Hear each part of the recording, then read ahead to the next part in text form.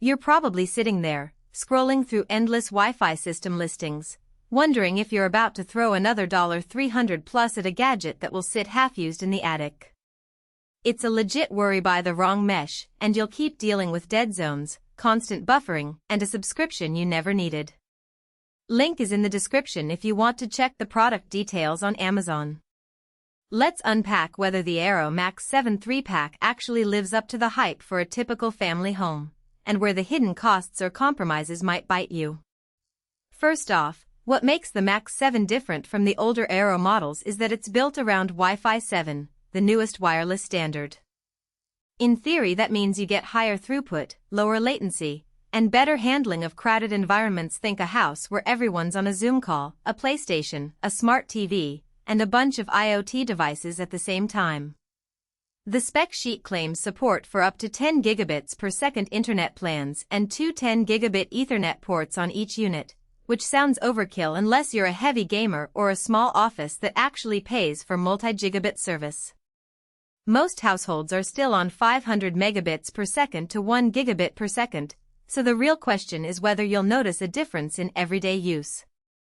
I set up the three eero Max 7 nodes in a 800 square foot house with a finished basement, an upstairs master suite, and a detached office that's about 30 feet away from the main router. The setup process is exactly what you'd expect from a modern consumer mesh. Plug in the first unit, scan a QR code with the eero app, and let the software walk you through placement of the other two. The app does most of the heavy lifting, automatically assigning each node to the best channel and creating the true mesh network that eero touts. What matters more than the glossy UI is how the system behaves once it's running. In my day-to-day test, the coverage claim of 7,500 square feet held up pretty well. The signal in the basement, which is often a dead zone for older routers, stayed above 60% strength even while streaming 4K video on a Roku. The upstairs bedroom, a spot that usually drops to searching with a single router setup, maintained a solid 70+ rating. That said, the signal did dip noticeably when I opened a large PDF on a laptop right next to a metal filing cabinet in the office. The Wi-Fi 7 band can push more data, but it still respects the same physical realities of walls, metal, and interference. If you have a lot of dense construction or a huge footprint beyond 7,500 square feet, you'll probably need an extra node or a wired backhaul. The real differentiator for eero is the software. TrueMesh continuously monitors each node's performance and reroutes traffic in real time, which translates to fewer hiccups when you walk from room to room with a phone call. I noticed the handoff was seamless. No "you've been disconnected" messages, just a smooth transition. The eero app also gives you a visual map of device connections, so you can see that your smart thermostat, the kids' tablets, and the gaming console are all on the optimal band. The optional eero Plus subscription adds advanced digital security, ad blocking, and parental controls. If you're a family that worries about kids stumbling onto inappropriate content or you want to keep a tighter lid on the 750+ devices the system can manage, the $9.99 a month plan could be worthwhile. For a single adult who only cares about speed, it might feel like an unnecessary add-on.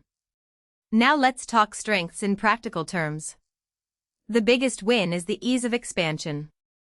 Adding a fourth node is literally a matter of plugging it in and tapping Add Node in the app. The network reoptimizes itself without you having to fiddle with SIDs or manual channel selection.